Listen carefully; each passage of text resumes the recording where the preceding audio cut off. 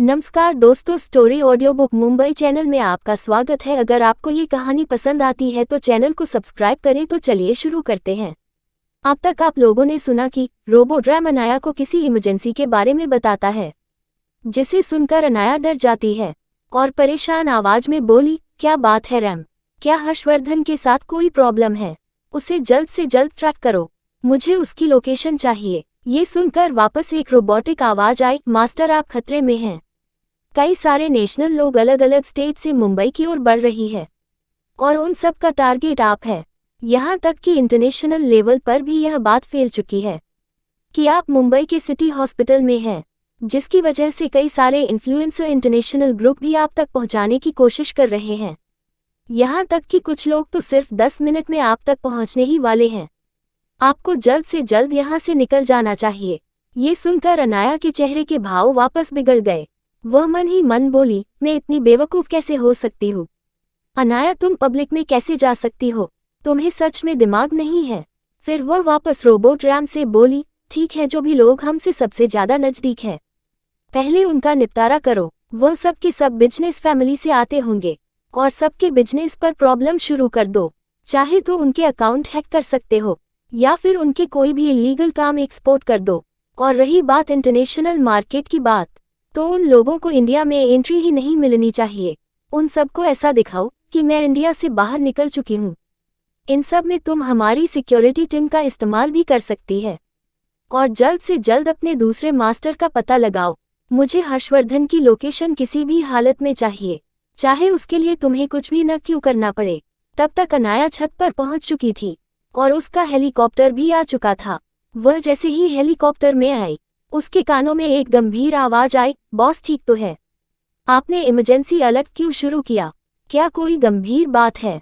वही अनाया, जिसकी बेचैनी पल पल बढ़ रही थी, वह अपनी एक नज़र पास बैठी हुई लड़की पर डालती है। 5 फुट 3 इंच हाइट, जिसने ब्लैक टाइट जीन्स और ब्लैक बूट पहना है, ऊपर ब्लैक टैग टॉप और ऊपर लेदर जैकेट पहनी थी और उसके बाद काफ़ी छोटे थे, तकरीबन कंधे तक आते थे, और कानों में एक लंबी सिल्वर ईयरिंग्स पहनी थी और दूसरे कान में एक डायमंड पहना था, हाथों में एक इलेक्ट्रॉनिक वॉच। देखने में वह काफ़ी खूबसूरत पर टॉमबॉय की तरह लग रही थी। यह कोई और नहीं, अनाया की राइट हैंड बेला थी। बेला भी अनाया के लिए काम करती थी। वह अनाथ थी जिसको अनाया ने ह्यूमन ट्रैफिकर से बचाया था। बेला बचपन से ही खास थी। वह एक खास स्किल के साथ पैदा हुई थी, जैसे कि वह फाइटिंग के साथ साथ ह्यूमन नेचर को बहुत अच्छे से समझ लेती थी, जिसकी वजह से वह बड़ी बड़ी डील तुरंत क्रैक कर लेती थी और अनाया को बहुत अच्छे से समझती थी, जिसकी वजह से वह काफ़ी वक्त तक उसकी सेक्रेटरी बनकर भी काम कर रही थी। अब जब रेशमा को हर्षद के साथ जिंदगी गुजारने के लिए अनाया से दूर रहना पड़ रहा था, तो अनाया ने वापस बेला को बुला लिया था। अनाया बेल को तीखी नज़रों से देखते हुए बोली, मैंने जो काम कहा था, क्या वह हुआ? बेला गंभीर आवाज में बोली, बॉस, बात इतनी सिंपल नहीं है जितनी आपको लग रही है। फिर वह लैपटॉप स्क्रीन की ओर दिखाते हुए बोली, हमने दूसरे बस की इंक्वायरी की थी और हम उनके बारे में पता करने की कोशिश कर रहे हैं। आज शाम को ही उन्होंने अपने ही ऑफिस में एक शेयर होल्डर मीटिंग अटेंड की थी। उसके बाद वह कहीं पर इमरजेंसी में निकल गए, जैसे कोई प्रॉब्लम हुई हो। हमने उन्हें ट्रैक करने की कोशिश की, लेकिन ऐसा लग रहा है जैसे कोई उन्हें छुपा रहा है। ये सुनकर अनाया समझ गई कि जरूर हर्षवर्धन कोई अंडरवर्ल्ड के रिलेटेड काम करने गया होगा। ये सोचकर ही उसे और ज़्यादा डर लगने लगा। वह टैब की स्क्रीन देखकर बोली, ब्लैक मार्केट में पता करो, क्या हाल में कोई अंडरवर्ल्ड में बदलाव आया है? ये सुनकर बेला थोड़ी परेशान हो गई। वह तुरंत स्क्रीन पर देखते हुए कुछ स्पीड से टाइप करने लगी और जैसा कि अनाया को शक था, बेला गंभीर आवाज में बोली, वह सब सही है। हाल ही में बिजलानी परिवार ने अपना आपा खो दिया है। वह अंडरवर्ल्ड में अपनी पकड़ बनाना चाहते हैं, क्योंकि वह समझ चुके हैं कि उनका लीगल बिजनेस अब कोई भी काम नहीं आने वाला है। तो उन्होंने सोचा कि अंडरवर्ल्ड को ही सबसे ज़्यादा इम्पोर्टेंट दे। उन्होंने कई सारे ऐसे लोगों को इकट्ठा किया जो अंडरवर्ल्ड किंग के खिलाफ है और अंडरवर्ल्ड किंग को ही चुनौती दे दी। इसके लिए उन्होंने बॉस का डायमंड कंसाइनमेंट हाईजैक किया और उनका माल पकड़ लिया और बस इसी प्रॉब्लम को सॉल्व करने के लिए बॉस गए हैं। ये सुनकर अनाया अपनी कड़क आवाज में बोली, जल्द ये पता करो कि इस वक्त वह कहाँ पर है। फिर अपने वॉच में कुछ टाइप करती है और अपने सामने एक टैबलेट में कुछ देखने लगती है। दरअसल अब तक रोबोट रैम ने भी अपनी छानबीन कर ली थी, और जैसा कि उसकी सेक्रेटरी ने बताया था, सिचुएशन इतनी सिंपल नहीं थी। ये हर्षवर्धन के लिए एक ट्रैप था। दरअसल वो लोग जानते थे कि हर्षवर्धन को सामने से हराना नामुमकिन है, इसीलिए उन्होंने हर्षवर्धन के लिए जाल बिछाया। इस वक्त हर्षवर्धन के लिए काफी गंभीर सिचुएशन थी। अनाया बेला को सिचुएशन एनालाइज करने को कहती है और ऑर्डर देते हुए बोली, हर्षवर्धन की लोकेशन निकालो बेला भी तुरंत अपने काम में लग गई। अनाया भी अपनी तरफ से सारी कोशिश कर रही थी। इस वक्त वो अपने ऊपर मंडरा रहे खतरे को भी नजरअंदाज कर देती है। उसे बस हर्षवर्धन सही सलामत चाहिए था। तभी वह अपने फोन की स्क्रीन में रोबोट रैम के भेजे हुए कुछ और वीडियो भी देखती है, जो उसकी सिक्योरिटी के लिए थे। उसे देखकर अनाया की आंखें छोटी हो गई। दरअसल यह वीडियो हॉस्पिटल के थे, जहां पर कई सारे लोग अब तक पहुंच चुके थे।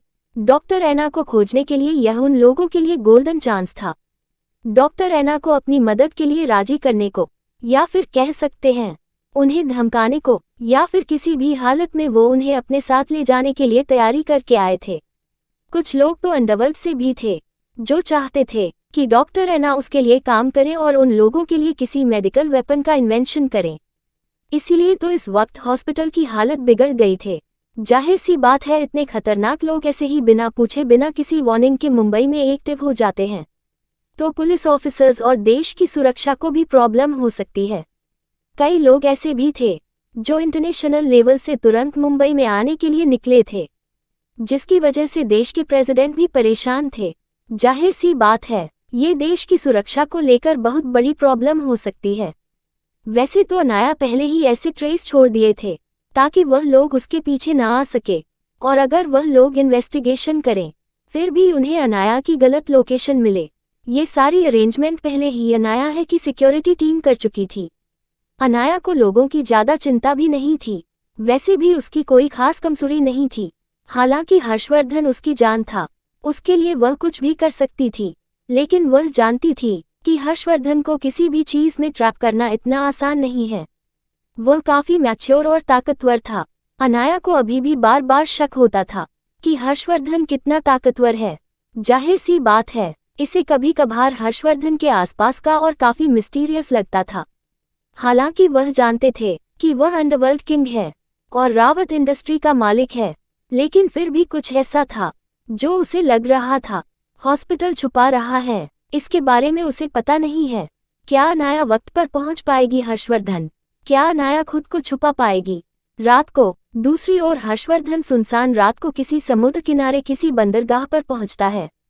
इस वक्त वह काफी परेशान था, क्योंकि रूस से आज उसका एक डायमंड का कंसाइनमेंट आने वाला था, जिसे अंडरवर्ल्ड की दूसरी गैंग ने पकड़ लिया था। यह कोई और नहीं, बिजलानी परिवार ही था, जो दूसरी छोटी मोटी गैंग को अपने साथ मिलकर खुद को 30 मार खान समझ रहे थे। उन लोगों ने अंडरवर्ल्ड किंग का माल अपने अंडर करने की कोशिश की थी। वैसे तो वह लोग अंडरवर्ल्ड किंग की क्रूरता से वाकिफ थे और उनके खिलाफ नहीं जानते थे, लेकिन बिजलानी परिवार हाल ही में काफी घाटे में चल रहा था। एक तो उनका ड्रग का कंसाइनमेंट पकड़ा जा चुका था और वह मिलिट्री के पास था, जो वहां से वापस नहीं आने वाला था। दूसरा, हर्षवर्धन ने उनके लीगल बिजनेस को पूरी तरह से बर्बाद कर दिया था। वैसे भी वह अपनी बीवी का बदला कभी नहीं भूलता था। धीमे धीमे करके उनका लीगल पूरा बिजनेस खत्म हो चुका था और अब उनके पास सिर्फ एक ही जगह था, वह थी अंडरवर्ल्ड में अपनी पकड़ मजबूत करना। तभी वह कहीं टिक सकते थे और अपनी ये लग्जरियस और लेविश जिंदगी बिता सकते थे।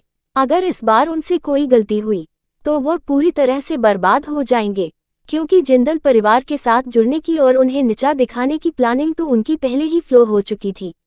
ऊपर से जिंदल परिवार भी उनसे नाराज था और उनके लिए प्रॉब्लम्स खड़ी कर रहा था, और उन्हें इलीगल मार्केट से पता चला था कि अंडरवर्ल्ड किंग के 1000 करोड़ के डायमंड के जरिए अपनी फाइनेंशियल कंडीशन सही कर सकते थे, और वह लोग इतना अच्छा मौका खो नहीं सकते थे। इतने पैसे तो उनकी पूरी जिंदगी के लिए काफी थी, और उन लोगों ने ये भी सोचा कि अगर वह लोग किंग को रास्ते से हटा दे तो उनकी सारी पावर को कब्जा कर सकते थे, क्योंकि किंग की पावर और उनके पैसे के बारे में अब तक कोई भी अच्छे से नहीं जानता था कि वह कितना पावरफुल है। बस इतना पता था कि उनके आगे आज तक कोई खड़ा नहीं रह पाया था। दूसरी ओर बड़े से जहाज में बिजलानी परिवार और कुछ और अंडरवर्ल्ड किंग के विरोधी गैंग बैठी हुई थी और वह लोग शराब पी रहे थे। वहां पर काफी अच्छी पार्टी चल रही थी। तकरीबन 200 से 300 लोग वहां पर निगरानी कर रहे थे, जो वहां की सिक्योरिटी देख रहे थे। वहां पर कुछ लोगों की डेड बॉडी भी थी। ये लाशें थी अंडरवर्ल्ड किंग के लोगों की, जो इस कंसाइनमेंट लेकर इंडिया आए थे और उन पर हमला करके उनका माल चुरा लिया था। उन्हें लग रहा था कि इस न्यूज को सुनकर किंग बौखला जाएगा और बिना ज्यादा लोगों के वह तुरंत बंदरगाह पर आ जाएगा और यह उन लोगों के लिए एक अच्छा मौका होगा कि उनको रास्ते से हटाने का। वह लोग किसी इंतजार में अंदर बैठे हुए थे और शराब पी रहे थे। वही सामने काफी अच्छे से तराशे हुए हीरो का एक ब्रीफ केस था, जिसने दुनिया के सबसे कीमती डायमंड सजे हुए थे। वहां रखा हुआ हर डायमंड 24 कैरेट का था और उनकी अपनी ही एक चमक थी। वह अंधेरे में भी चमक रहे थे। उसे देखकर वहां बैठे गुंडों की आंखों में साफ साफ लालच नजर आ रही थी, जैसे उन लोगों ने कितनी बड़ी जीत हासिल कर ली हो। इस न्यूज के बारे में अंडरवर्ल्ड की बाकी काफी सारी गैंग को भी पता चल गया था, लेकिन वह किंग के खिलाफ नहीं जाना चाहते थे, इसलिए वह बस तमाशा देख रहे थे। वही जहाज पर शराब का गिलास हाथ में पकड़े गिरीश बिजलानी ने एक शैतानी मुस्कान के साथ कहा, ये हमारी जीत के नाम। अब बस किंग एक बार यहाँ आ जाए, उसे भी हम रास्ते से हटा देंगे। बाद में हम पूरे अंडरवर्ल्ड पर राज करेंगे। हम पर कोई भी कानून लागू नहीं होगा। हम जो चाहे उसका बिजनेस कर सकते हैं। तभी सामने बैठा हुआ मोटा सा दूसरे गैंग का लीडर अपने हाथ में पकड़े शराब को पीते हुए बोला, तुम सही हो। जब से किंग ने अंडरवर्ल्ड की गद्दी संभाली है, तब से ही वह कुछ ज्यादा ही रूल्स बना रहा है, जैसे लड़कियों का धंधा नहीं करना, ड्रग्स का धंधा नहीं करना, छोटे बच्चों का धंधा नहीं करना, पता नहीं क्या क्या। और अगर हमने उसके खिलाफ जाने की कोशिश की तो वह उस गैंग को ही खत्म कर देता है। बस बहुत हुआ, ये हमारा साम्राज्य है।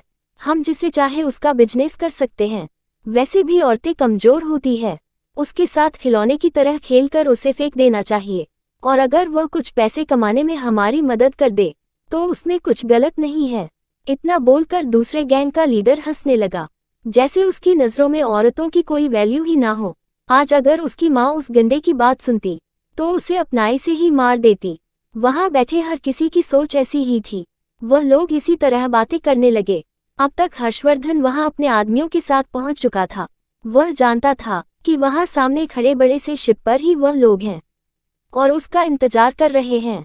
उसने भी कोई कच्ची गोलियां नहीं खेली थी। उसने तुरंत अपने आदमियों को हमला करने के लिए कह दिया। वह अपने आदमियों की सेफ्टी के बीच काफी रौबदार अंदाज में चलते हुए अंदर जा रहा था, जैसे कि यह उसके लिए काफी आम सी बात हो। थोड़ी ही देर में बाहर फायरिंग की आवाज आने लगी है। उस आवाज को सुनकर अंदर बैठे गुंडों को पता चल गया कि अंडरवर्ल्ड किंग आ चुका था। आज तक अंडरवर्ल्ड किंग का चेहरा किसी ने नहीं देखा था, इसीलिए वह लोग नहीं जानते थे कि अंडरवर्ल्ड किंग की असली पहचान क्या है। जैसे ही ब्लैक यूनिफॉर्म पहने गार्ड्स ने उस बड़े से जहाज पर हमला कर दिया, हर कोई अलर्ट हो चुका था। हर तरफ फायरिंग हो रही थी और फाइटिंग हो रही थी। इस बीच किंग किसी राजा की तरह चलते हुए अंदर जा रहा था। हर्षवर्धन अकेला तकरीबन 20 से 30 लोगों के साथ ही वहां आया था, जिनमें से आधे लोग हर तरफ फायरिंग कर रहे थे और आधे हर्षवर्धन को घेरे खड़े थे। हर्षवर्धन अपने अंडरवर्ल्ड किंग के रौबदार अंदाज में चलकर अंदर जा रहा था। उसने पूरे काले कपड़े पहने थे, घुटनों से नीचे तक का काला कोट, उंगली में वही अंडरवर्ल्ड किंग की पहचान की अंगूठी, चेहरे पर वही गोल्डन मास्क, हाथों के बीच महंगा सिगार। इस वक्त वो इतना खतरनाक लग रहा था कि अगर कोई आम आदमी उसे देख ले तो डर से ही मर जाए। उसके पास खड़े हुए उसका दोनों खास आदमी ने भी खास किस्म का सिल्वर मास्क पहना था। यहाँ तक कि उसके साथ आए हुए लोगों ने भी अलग किस्म का अपने रैंक के हिसाब से मास्क पहना था। यही तो अंडरवर्ल्ड किंग की खासियत थी। वहां पर नाम से ज्यादा काम से लोगों को जाना जाता था। जिस रंग का मास्क होता था उसी रैंक की उनकी फाइटिंग स्किल होती थी। किंग सिगार के कश लेते हुए अंदर जाने लगा। हर्षवर्धन का और सामने वाले लोगों को खुद पर प्रेशर महसूस करवा रहा था। लोगों को मारते हुए जैसे ही वह अंदर पहुंचे, सामने उसे तकरीबन 4 से 5 गैंग के लोग नजर आए, जिसे देखकर हर्षवर्धन की आंखों में एक तीखी मुस्कान आ गई। ऊपर से गिरीश ने तो उसकी बीवी को भी परेशान किया था, तो वो उसे इतनी आसानी नहीं छोड़ने वाला था। हर्षवर्धन अपनी 30-40 लोगों के साथ तकरीबन 200-300 लोगों से फाइटिंग कर रहा था। और आधे से ज्यादा लोगों को तो उसके आदमी ठिकाने भी लगा चुके थे। उस बड़े से जहाज के सबसे ऊपरी मंजिल पर एक तरफ की सईद गैंग के कई सारे गुंडे खड़े थे, दूसरी ओर किंग और उसके लोग थे। तभी किंग को देखकर गिरीश बिजलानी अकड़ के साथ बोला, क्या बात है किंग, आज तुमने मुझसे मिलने की हिम्मत दिखाई। आज तुम्हारा आखिरी दिन है। उसके बाद यह अंडरवर्ल्ड किंग की गद्दी भी मेरी होगी और यह अंडरवर्ल्ड की दुनिया भी मेरी होगी। यहाँ पर सिर्फ मेरी चलेगी और किसी का राज नहीं होगा। वो बिना किसी जंग के जीत मन रहा था, जैसे किंग को मारना उसके लिए आसान हो। वही किंग सामने खड़े हुए जोकर जैसे लोगों को एक नज़र देखकर वापस सिगार पीने लगता है, जैसे उसे कोई फर्क ही ना पड़ा हो। वही किंग का एटीट्यूड देखकर उन गैंगस्टर को भी गुस्सा आया। तभी उनमें से एक गुंडा अकड़ के साथ बोला, तुम समझते क्या हो खुद को? आज तुम यहाँ से जिंदा नहीं जा पाओगे। तुम्हें हर तरफ से पहले ही हमारे आदमी घेरे खड़े हैं और फिर भी इतनी अकड़। क्या किंग बच पाएगा इस खतरे से? और क्या होगा जब अनाया को पता चलेगा इस बारे में? अगर आपको अगला एपिसोड चाहिए तो लाइक करें, कमेंट करें और चैनल को सब्सक्राइब करें।